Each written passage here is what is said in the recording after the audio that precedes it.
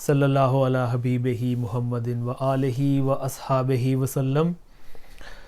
السلام علیکم ناظرین، سیرت النبی کی آج اس ایپیسوڈ کے ساتھ حاضر خدمت ہے سید محسن شاہ۔ اور غزوہ احزاب یا غزوہ خندق جس کو کہا جاتا ہے، اس کے بعد غزوہ بنی قریظہ پیش آیا، اور اب سیرت النبی کو ہم آگے بڑھاتے ہیں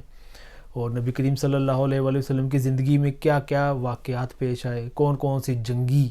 مہمات پہ آپ خود گئے اور کون کون سی جنگی مہمات پہ آپ نے صحابہ کرام کو بھیجا۔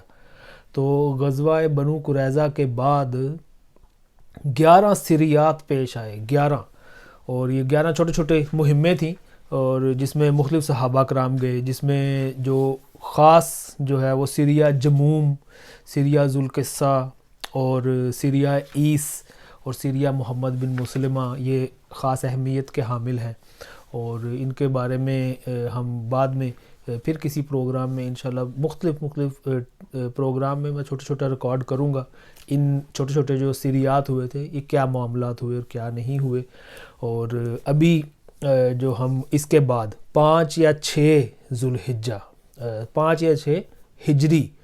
یعنی اب ہجرت کو تقریباً 6 سال ہو چکے ہیں، 5 سے 6 سال تقریباً گزر چکے ہیں۔ تو اب یہ جو مین غزوہ پیش آیا،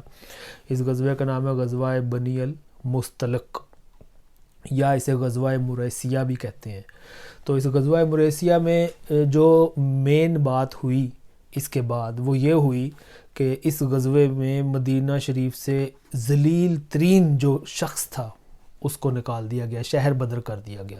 اس کو نبی کریم صلی اللہ علیہ وآلہ وسلم نے یہ حکم جاری کر دیا کہ وہ مدینہ شریف میں نہیں رہ سکتا۔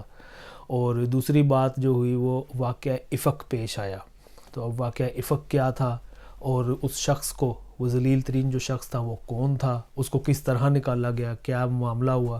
یہ اس غزوے کے بعد اور اس غزوے کے دوران جو واقعات پیش آئے ہم اس کو دیکھتے ہیں۔ اور یہ بڑا ہی جو یہ معاملات ہیں، نبی کریم صلی اللہ علیہ وآلہ وسلم کی زندگی ہمارے لیے اسوہ حسنہ ہے، اور ہمیں بھی یہ کوشش کرنی چاہیے کہ اپنی زندگیاں سرکار دو عالم نور مجسم صلی اللہ علیہ وآلہ وسلم آپ کے بتائے ہوئے اصولوں پر اور آپ کی سنتوں کی اتباع کرتے ہوئے اپنی زندگیاں گزاریں۔ تو یہ غزوہ مریسیہ، یہ غزوہ جنگی نقطہ نظر سے کوئی بھاری بھرکم غزوہ نہیں ہے، لیکن اس کی حیثیت اس وجہ سے بڑی اہمیت ہے کہ اس میں چند واقعات ایسے رونما ہوئے جن کی وجہ سے اسلامی معاشرے میں اضطراب اور ہلچل مچ گئی، اور جس کے نتیجے میں ایک طرف منافقین کا پردہ فاش ہوا تو دوسری طرف ایسے تعزیری قوانین نازل ہوئے جن سے اسلامی معاشرے کو شرف و عظمت اور پاکیزگی نفس کی ایک خاص شکل عطا ہوئی۔ تعزیری قوانین یعنی کہ کس جرم کی کیا سزا ہوگی، تو وہ اس غزوے کے بعد، اس غزوے کی وجہ سے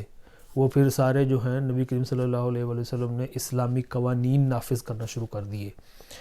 پہلے اس غزوے کا میں ذکر کرتا ہوں، اور اس کے بعد یہ جو 2 واقعات میں نے آپ کو بتائے ہیں اس کی میں تفصیل پیش کروں گا۔ اہل سیر کے بقول، یعنی جو سیرت نگار ہیں، ان کے مطابق یہ غزوہ تقریباً 5 ہجری یا 6 ہجری میں پیش آیا، اور اس کی وجہ یہ ہوئی کہ نبی کریم صلی اللہ علیہ وآلہ وسلم کو یہ اطلاع ملی کہ بنو المصطلق کا سردار حارث بن ابی ذرار آپ سے جنگ کے لیے اپنے قبیلے اور کچھ دوسرے عربوں کو ساتھ لے کر آ رہا ہے۔ آپ نے بریدہ بن حصیب اسلمی رضی اللہ تعالیٰ عنہ کو تحقیق کے لیے روانہ فرما دیا۔ انہوں نے اس قبیلے میں جا کر حارث بن ابی ذرار سے ملاقات کی اور بات چیت کی، اور واپس آ کر رسول اللہ صلی اللہ علیہ وآلہ وسلم کو باخبر کر دیا۔ جب آپ کو خبر کی صحت کا اچھی طرح یقین ہو گیا تو آپ نے صحابہ کرام کو تیاری کا حکم دے دیا اور بہت جلد روانہ ہو گئے۔ روانگی 2 شعبان کو ہوئی۔ اس غزوے میں آپ کے ہمراہ منافقین کی بھی ایک جماعت تھی جو اس سے پہلے کسی غزوے میں نہیں گئی تھی۔ آپ نے مدینہ کا انتظام حضرت زید بن حارثہ کو، اور بعض روایات میں یہ بھی ملتا ہے کہ حضرت ابو ذر کو، اور بعض روایات میں یہ بھی کہا جاتا ہے کہ حضرت نمیلہ بن عبداللہ ان کو سونپا۔ بہرحال حارث بن ابی ذرار نے اسلامی لشکر کی خبر لانے کے لیے ایک جاسوس بھیجا تھا، لیکن مسلمانوں نے اسے گرفتار کر کے قتل کر دیا۔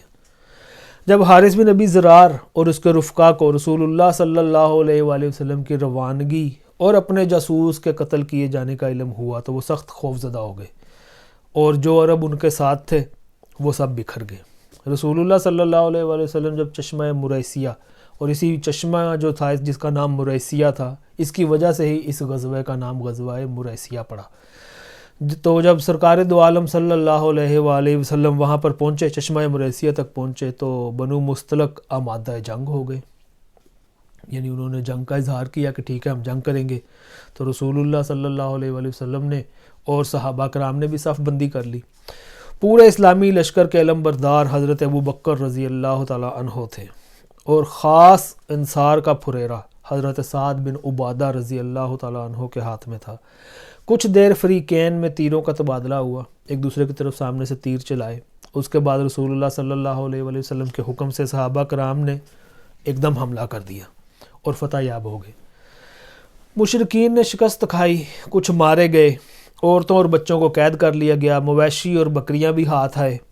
مسلمانوں کا صرف ایک آدمی مارا گیا، جسے ایک انصاری نے دشمن کا آدمی سمجھ کر مار دیا تھا۔ اس غزوے کے متعلق اہل سیر کا بیان یہی ہے، لیکن علامہ ابن قیم نے لکھا ہے کہ یہ وہم ہے، کیونکہ اس غزوے میں لڑائی ہوئی نہیں تھی، بلکہ آپ نے چشمے کے پاس ان پر چھاپا مار کر عورتوں، بچوں اور مال مویشی پر قبضہ کر لیا تھا، جیسا کہ صحیح بخاری میں ہے کہ رسول اللہ صلی اللہ علیہ وآلہ وسلم نے بنو المستلق پر چھاپا مارا اور وہ غافل تھے۔ یعنی یہ مختلف روایات ملتی ہیں، جب سیرت نگار لکھتے ہیں تو ان تک جو سینہ بسینہ بات پہنچتی ہے اس میں کچھ اختلافات آ جاتے ہیں۔ تو کچھ سیرت نگاروں نے یہ لکھا کہ اس طریقے سے جنگ ہوئی جو میں نے ابھی بیان کیا، کچھ سیرت نگاروں نے یہ لکھا، اور امام بخاری نے بھی اسی کو نقل کیا کہ اس میں جنگ نہیں ہوئی، صرف آپ وہاں پر پہنچے تو دشمن جو تھے، کفار جو تھے، وہ پہلے ہی بھاگ چکے تھے، اور آپ نے وہاں سے پھر مال مویشی اپنے قبضے میں لیا، مال غنیمت، اور عورتوں اور بچوں کو ان کو غلام بنا لیا گیا، اور پھر واپس آ گئے۔ اور جو قیدیوں میں حضرت جویریہ رضی اللہ تعالیٰ عنہا بھی تھیں، جو بنو المستلق کے سردار حارث بن ابی زرار کی بیٹی تھی،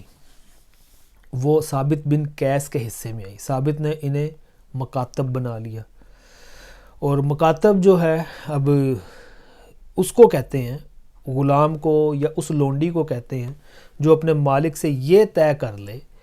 کہ وہ ایک مقررہ رقم مالک کو ادا کر کے آزاد ہو جائے گا۔ یعنی جنگ میں جو غلام بنتے تھے، جنگی قیدی، اور ان کو غلام یا لونڈیاں بنائی جاتی تھیں، اس میں مختلف انہوں نے وہ طریقہ کار رکھا ہوا تھا، اس میں مکاتب کہلاتے تھے۔ مکاتب وہ تھے جس کے ساتھ کوئی غلاموں والا سلوک نہیں ہوگا، اور وہ اپنے جو رقم ہے ادا کر کے آزادی حاصل کر لیں گے۔ تو اس میں حضرت جویریہ رضی اللہ تعالی عنہا بھی تھیں۔ تو پھر رسول اللہ صلی اللہ علیہ وآلہ وسلم نے ان کی جانب سے مقررہ رقم ادا کر کے حضرت جویریہ کو آزاد کروایا اور ان سے شادی کر لی۔ اس شادی کی وجہ سے مسلمانوں نے بنو المستلق کے 100 گھرانوں کو جو مسلمان ہو چکے تھے ان سب کو آزاد کر دیا۔ کہنے لگے کہ یہ لوگ رسول اللہ صلی اللہ علیہ وآلہ وسلم کے سسرال کے لوگ ہیں، اس لیے سب کو آزاد کر دی۔ تو یہ اس غزوے کی جو ہے یہ روداد ہے۔ اب اس غزوہ میں جو بنی المستلق تھے، بنی المستلق میں اس سے پہلے منافقین کا رویہ کیا تھا؟ تو عبداللہ بن ابی جو مدینہ شریف میں رئیس المنافقین تھا، اس کو اسلام اور مسلمانوں سے عموماً اور رسول اللہ صلی اللہ علیہ وآلہ وسلم سے خصوصاً بڑی قدورت رکھتا تھا وہ، چونکہ اوس اور خزرج اس کی قیادت پر متفق ہو چکے تھے اور اس کی تاج پوشی کے لیے تاج بھی بنایا جا رہا تھا، اور اتنے میں مدینہ شریف کے اندر اسلام کی شعائیں پہنچ گئیں اور لوگوں کی توجہ ابن ابی سے ہٹ گئی، اس لیے ایسے احساس تھا کہ رسول اللہ صلی اللہ علیہ وآلہ وسلم نے اس کی بادشاہت چھین لی ہے، اور اس کی یہ جو جلن تھی اور قدورت تھی وہ ابتدائے ہجرت ہی سے واضح تھی۔ یعنی جب نبی کریم صلی اللہ علیہ وآلہ وسلم ہجرت کر کے آئے تھے تو تب سے ہی واضح تھی، اور یہ اس قسم کی حرکتیں کرتا رہتا تھا، اور یہ پہلے بھی میں بیان کیا ہے کہ عبداللہ بن ابی کا کردار جو ہے وہ کس طرح تھا، غزوہ احد کے موقع پر اس نے کیا کردار ادا کیا، اور کس طریقے سے وہ منافقت جو ہے وہ کرتا رہتا تھا، اور یہی روش اس کی اسلام کا اظہار کرنے کے بعد بھی رہی، تو اسی لیے اس کو منافق کہا جاتا ہے۔ اور اسلام کے اظہار سے پہلے ایک بار رسول اللہ صلی اللہ علیہ وآلہ وسلم گدھے پر سوار حضرت سعد بن عبادہ کی عیادت کے لیے تشریف لے جا رہے تھے کہ راستے میں ایک مجلس سے گزر ہوا جس میں عبداللہ بن ابی بھی تھا۔ اس نے اپنی ناک ڈھک لی اور بولا ہم پر غبار نہ اڑاؤ۔ پھر جب رسول اللہ صلی اللہ علیہ وآلہ وسلم نے یعنی اپنا منہ چھپا کے نا ایسے، تو اس نے تاکہ میرا پتہ نہ چلے کہ میں کون ہوں، تو یہ اس طرح بولا کہ یہ جو آپ گدھے پہ جا رہے ہیں ہمارے اوپر غبار نہ اڑاؤ، ہمارے پہ مٹی نہ ڈالو۔ تو نبی کریم صلی اللہ علیہ وآلہ وسلم نے اہل مجلس پر قرآن کی تلاوت فرمائی تو کہنے لگا آپ اپنے گھر میں بیٹھیے، ہماری مجلس میں قرآن سنا کر ہمیں تنگ نہ کیجیے۔ یہ بات جو ہے یہ اظہار اسلام سے پہلے کی ہے، لیکن جنگ بدر کے بعد جب اس نے ہوا کا رخ دیکھ کر اسلام کا اظہار کیا تب بھی وہ اللہ، اس کے رسول اور اہل ایمان کا دشمن ہی رہا، اور اسلامی معاشرے میں انتشار برپا کرنے اور اسلام کی آواز کمزور کرنے کی مسلسل تدبیریں سوچتا رہا۔ وہ اسلام کے دشمنوں سے بڑا مخلصانہ رابطہ رکھتا تھا، چنانچہ بنو قینقاع کے معاملے میں نہایت نامعقول طریقے سے دخل انداز ہوا تھا۔ بنو قینقاع کا جو میں نے واقعہ پہلے بیان کیا تھا غزوہ احد کے بعد، اس میں اگر آپ یہ سنیں تو اس میں اس کا عبداللہ بن ابی کا کردار سارا وہ آپ کو پتہ چل جائے گا۔ اور غزوہ احد میں بھی اس نے شر اور بد عہدی اور مسلمانوں میں تفریق اور ان کی صفوں میں بے چینی اور انتشار اور کھلبلی پیدا کرنے کی کوششیں کی تھیں۔ اس کا ذکر بھی میں پہلے جب غزوہ احد جب میں نے ذکر کیا تھا اور بیان کیا تھا اس میں نے کر دیا ہے۔ تو یہ وہ شخص تھا، اور اس کے علاوہ اس نے بنو نذیر سے بھی رابطہ قائم کیا ہوا تھا اور ان سے مل کر مسلمانوں کے خلاف در پردہ سازشیں کیا کرتا تھا۔ اس طرح ابن ابی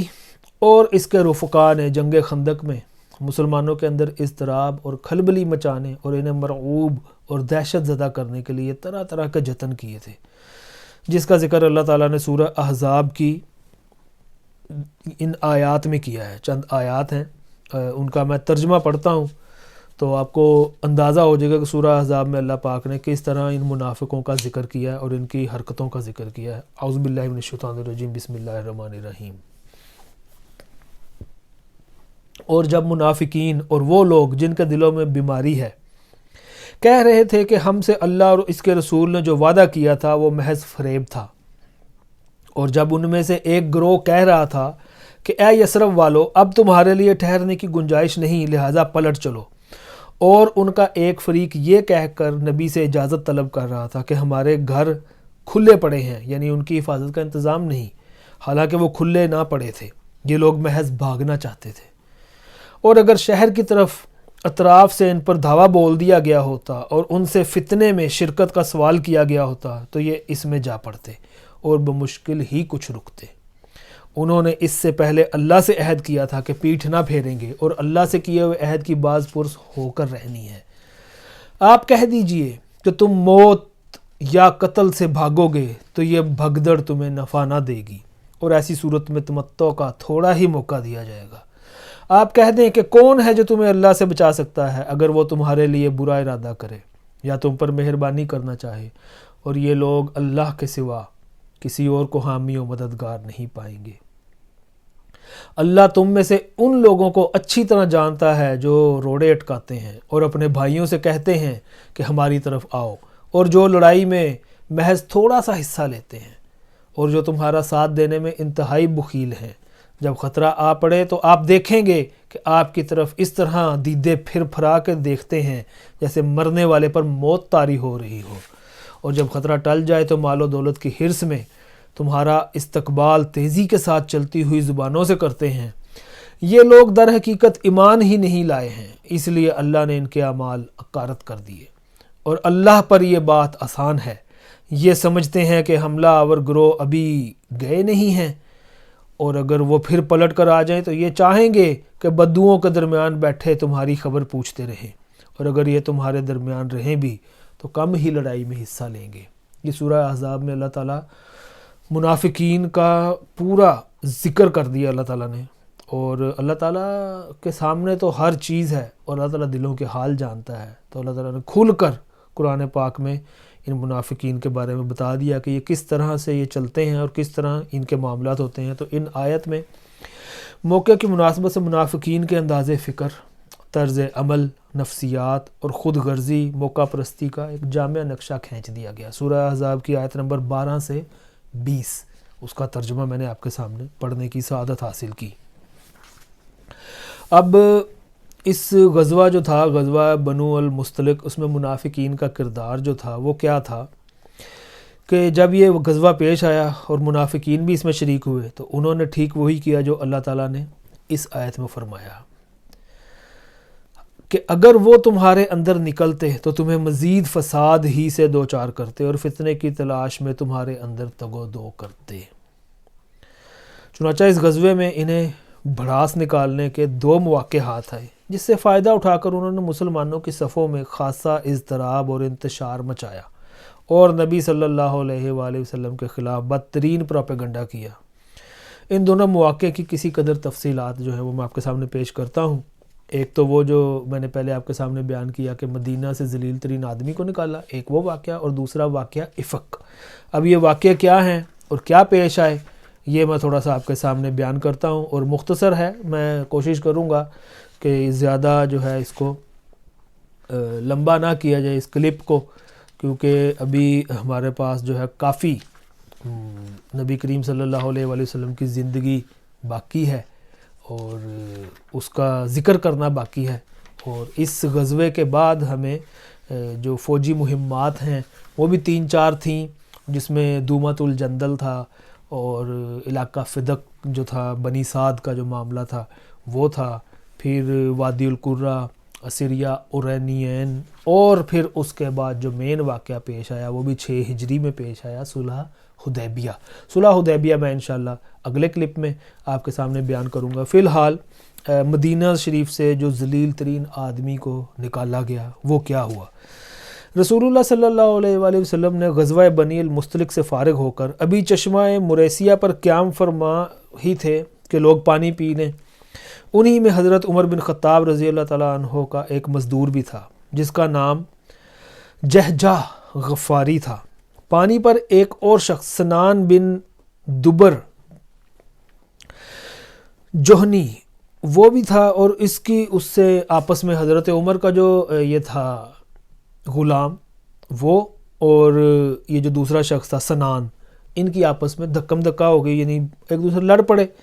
تو جوہنی جو تھا اس نے پکارا کہ یا معاشر الانصار، کہ اے انصار کے لوگوں میری مدد کرو، اور جہجہ نے آواز دی کہ یا معاشر المہاجرین میری مدد کرو۔ تو رسول اللہ صلی اللہ علیہ وآلہ وسلم نے فرمایا کہ میں تمہارے اندر موجود ہوں اور جاہلیت کی پکاری جا رہی ہے، یعنی میں بھی تمہارے سامنے موجود ہوں اور تم لوگ جناب وہ انصاریوں کو بلا رہا ہے کہ میری مدد کرو، اور وہ جناب مہاجروں کو بلا رہا ہے کہ میری مدد کرو، تو یہ کس قسم کا کھیل کھیلا جا رہا ہے، اسے چھوڑو، یہ بدبودار ہے۔ نبی کریم صلی اللہ علیہ وآلہ وسلم نے یہ فرمایا۔ تو جب اس واقعے کی خبر عبداللہ بن ابی اس کو ہوئی، رئیس المنافقین، اس کے نام جب بھی آتا ہے نا مجھے ساتھ رئیس المنافقین کہنا یہ بڑا ایک تسکین پہنچتی ہے، کیونکہ یہ وہ بدبخت شخص تھا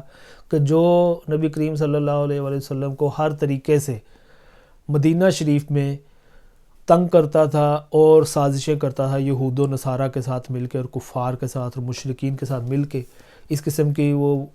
طریقہ کار جو ہے سوچتا رہتا تھا اور مختلف بہانے تلاش کرتا تھا۔ تو اس کا جب بھی نام آتا ہے اس کے ساتھ رئیس المنافقین کہنا جو ہے وہ میرے لیے، میں اپنے سمجھتا ہوں کہ میرے ایمان کا تقاضا ہے کہ میں ضرور کہوں۔ تو اس عبداللہ بن ابی رئیس المنافقین کو جب اس واقعے کی خبر ہوئی تو غصے سے بھڑک اٹھا اور بولا کیا ان لوگوں نے ایسی حرکت کی ہے، یہ ہمارے علاقے میں آ کر اب ہمارے ہی حریف اور مد مقابل ہو گئے ہیں، یعنی ہمارے دشمن ہو گئے ہیں۔ خدا کی قسم ہماری اور ان کی حالت پر تو وہی مثل صادق آتی ہے جو پہلوں نے کہی ہے کہ اپنے کتے کو پال پوس کر موٹا تازہ کرو تاکہ وہ تمہیں کو پھاڑ کھائے۔ اب یہ آپ اس کی زبان دیکھیں کیا بول رہے ہیں۔ سنو، خدا کی قسم اگر ہم مدینہ واپس ہو گئے تو ہم میں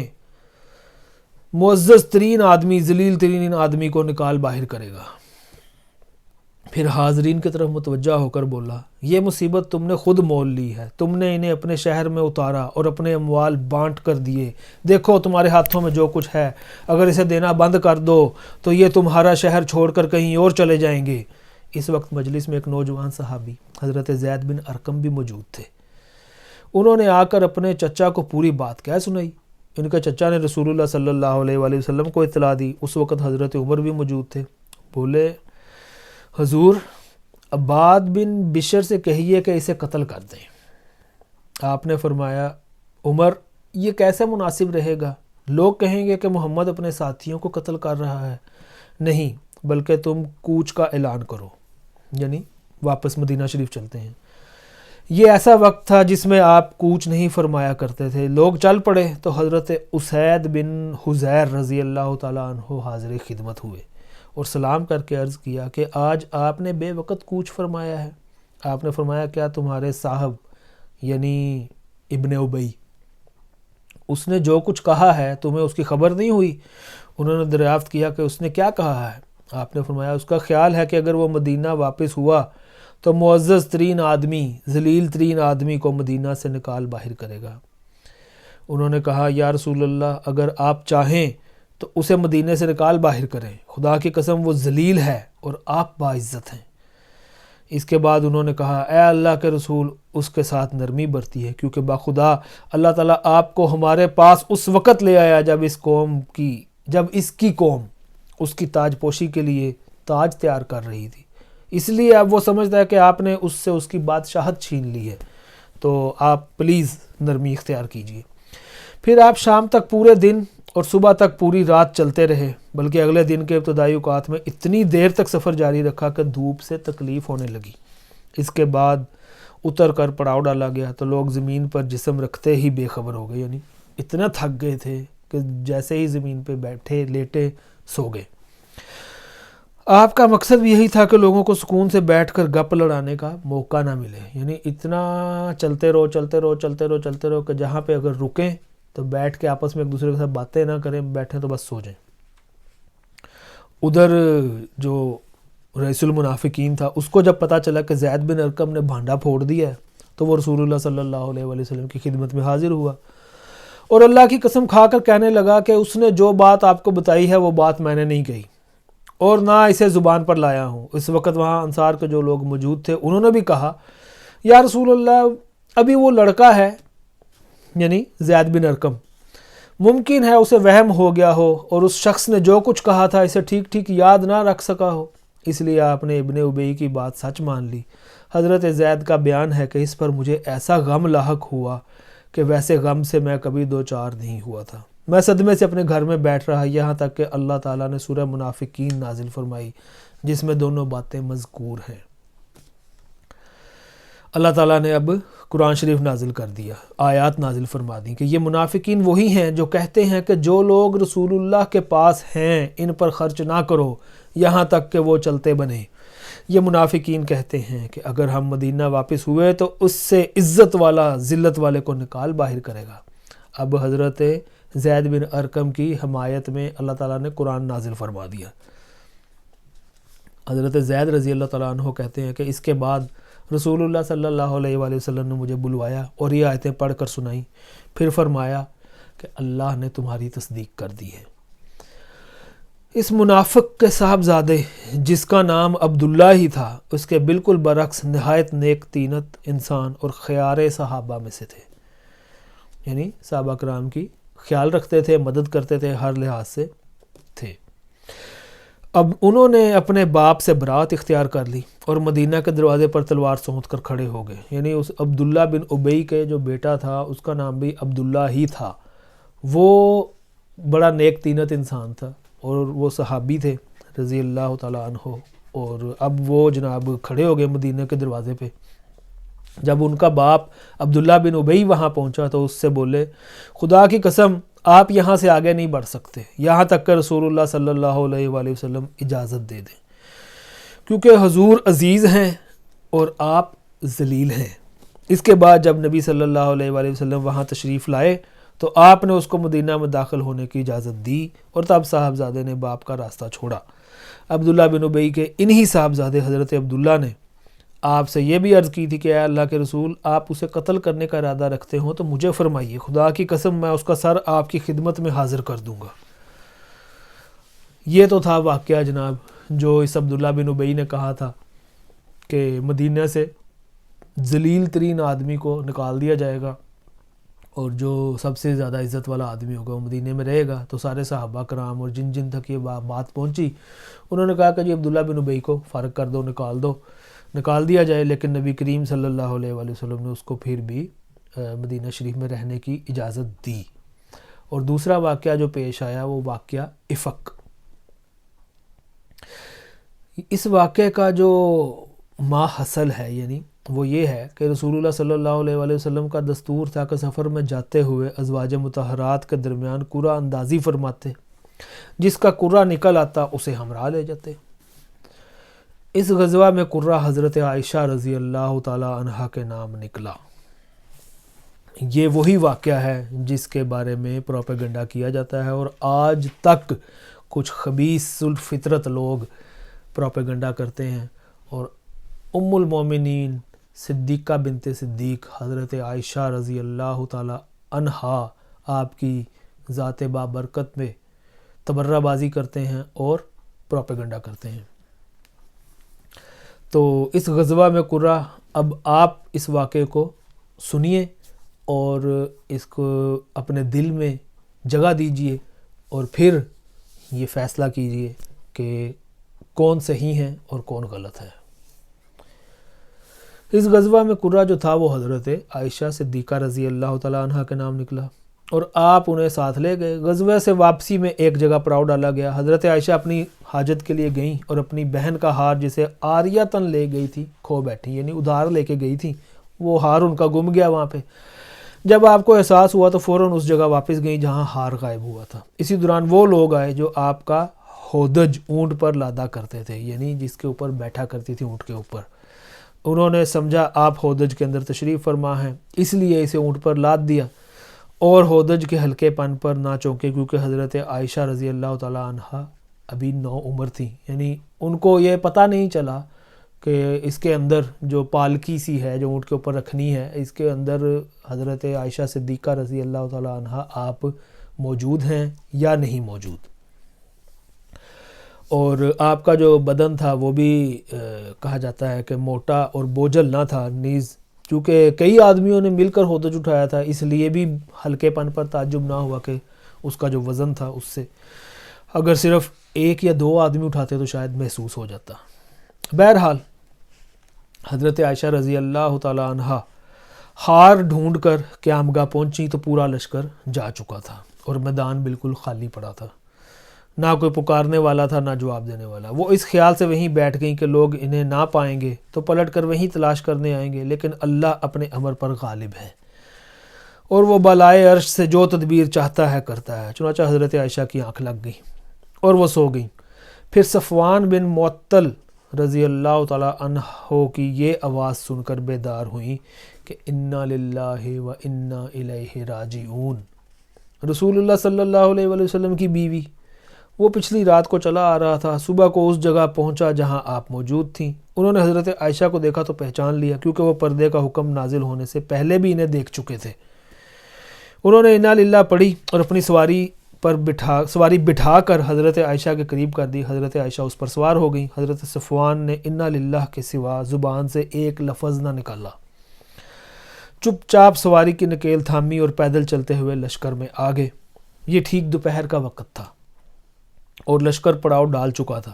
انہیں اس کیفیت کے ساتھ آتا دیکھ کر مختلف لوگوں نے اپنے اپنے انداز پر تبصرہ کیا اور اللہ کے دشمن خبیث عبداللہ بن ابی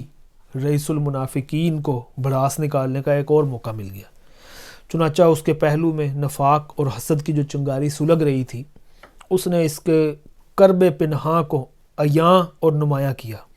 یعنی بدکاری کی تہمت تراش کر واقعات کے تانے بانے بننا، تہمت کے خاکے میں رنگ بھرنا اور اسے پھیلانا بڑھانا اور ادھیڑنا اور بننا شروع کر دیا. اب جو لوگ سیدہ عائشہ رضی اللہ تعالی عنہا پر یہ تہمت ابھی تک لگاتے ہیں بدکاری کی، معاذ اللہ،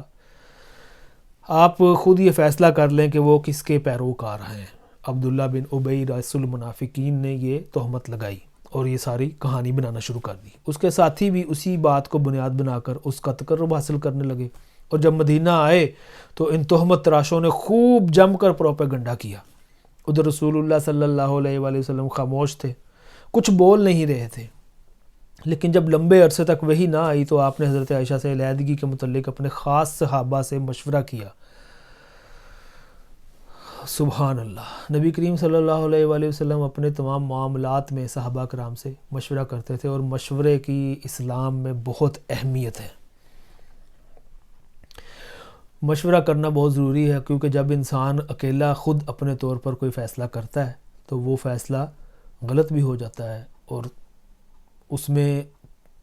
جو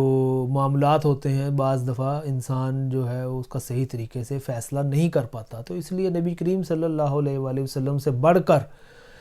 منصف، آپ سے بڑھ کر عادل، آپ سے بڑھ کر فیصلہ ساز، آپ سے بڑھ کر قوت فیصلہ والا انسان اس دنیا میں پیدا نہیں ہوا، لیکن آپ بھی مشورہ کرنے کو ترجیح دیتے تھے۔ تو آپ نے مشورہ کیا مختلف صحابہ کرام سے، اور ادھر حضرت عائشہ کا یہ حال تھا کہ غزوے سے واپس آتے ہی وہ بیمار پڑ گئیں اور 1 مہینے تک مسلسل بیمار رہیں۔ انہیں اس تہمت کے بارے میں کچھ بھی معلوم نہ تھا، البتہ انہیں یہ بات کھٹکتی رہتی تھی کہ بیماری کی حالت میں بھی رسول اللہ صلی اللہ علیہ وآلہ وسلم کی طرف سے جو لطف و عنایات ہوا کرتی تھیں اب وہ نظر نہیں آ رہی۔ بیماری ختم ہوئی تو وہ ایک رات ام مستح کے ہمراہ قضائے حاجت کے لیے میدان میں گئیں۔ اتفاق سے ام مستح اپنی چادر میں پھنس کر پھسل گئیں اور اس پر انہوں نے اپنے بیٹے کو بددعا دی۔ حضرت عائشہ نے اس حرکت پر انہیں ٹوکا تو انہوں نے حضرت عائشہ کو یہ بتانے کے لیے کہ میرا بیٹا بھی پروپیگنڈے کے جرم میں شریک ہے، تہمت کا واقعہ سارا کہہ سنایا۔ تو اب یہ جو ام مستح رضی اللہ تعالی عنہا تھیں، انہوں نے حضرت عائشہ کو بتایا کہ یہ سارے معاملات چل رہے ہیں اور یہ آپ پر معاذ اللہ تہمت لگائی گئی ہے، اس وجہ سے نبی کریم صلی اللہ علیہ وآلہ وسلم جو ہیں وہ آپ سے